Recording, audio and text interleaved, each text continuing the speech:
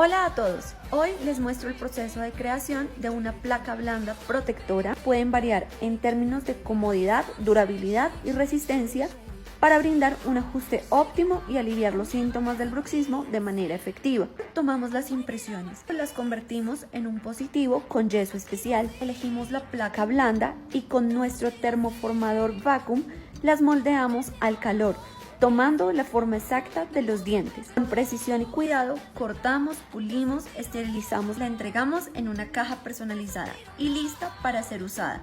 Nuestros pacientes quedan encantados. Se reduce significativamente la posibilidad de fractura dental, lesión en la encía, lesiones orales y desgaste dental. Si te gustó, comparte esta información y sigan sonriendo.